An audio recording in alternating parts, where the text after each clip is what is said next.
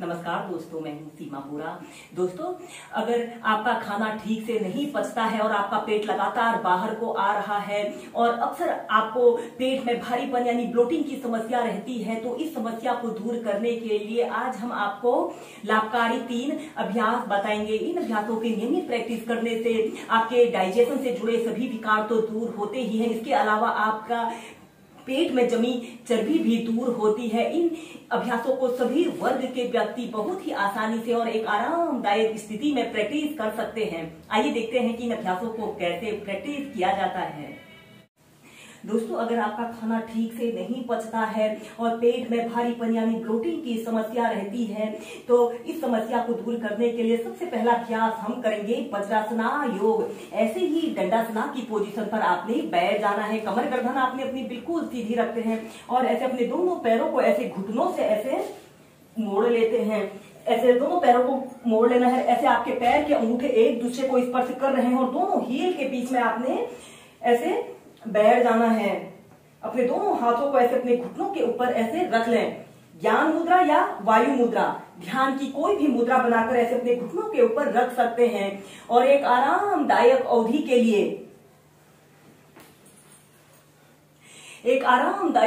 के लिए कम से कम इस अभ्यास को 10 से 15 मिनट आप सुबह के समय या शाम के समय जरूर प्रैक्टिस करें।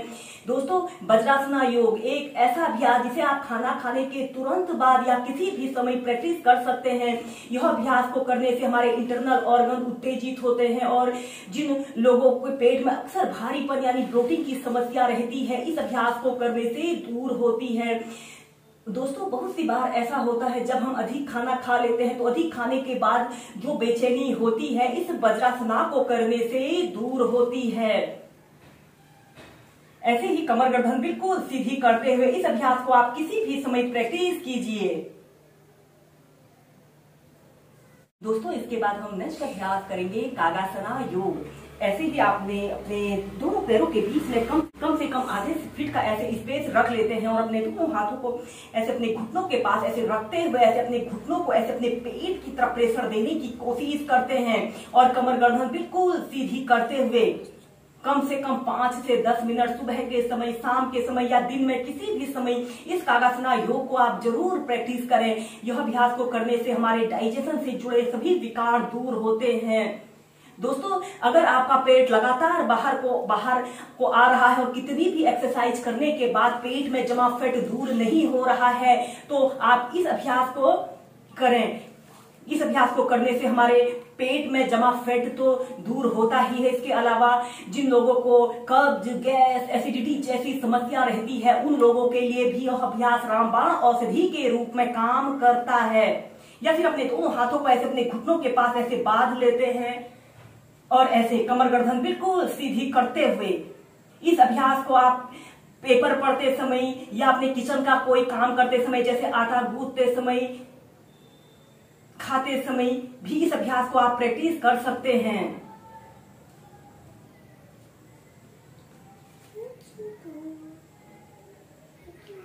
और फिर इसके बाद आपने अपने दोनों पैरों को ऐसे आपस में मिला लेते हैं। इसके बाद इसी में हम नेक्स्ट अभ्यास करेंगे उद्राकर्षण योग। यह भी हमारे डाइजेशन से जुड़े सभी विकारों को दूर करता है। ऐसे ही आपने सबसे पहले कागासना की पोजीशन पर ऐसे बैठ जाते हैं और फिर इसके बाद आपने अपने शरीर का समस्त भार अपने पंजों पर ऐसे रख लेते हैं।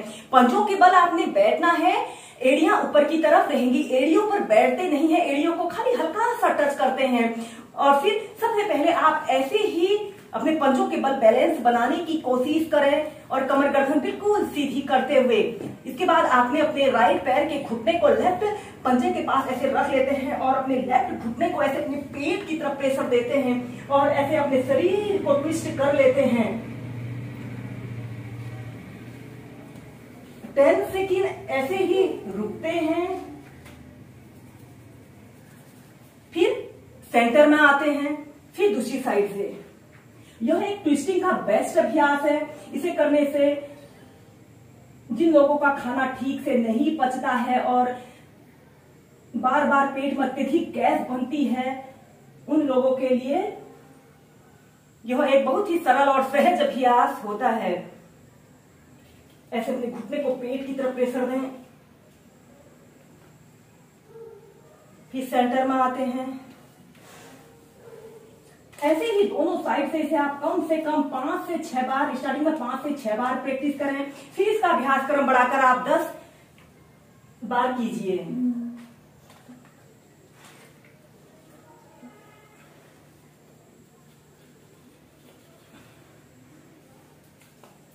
फिर धीरे धीरे ऐसे अपने हील को जमीन पर स्पर्श करा लेते हैं।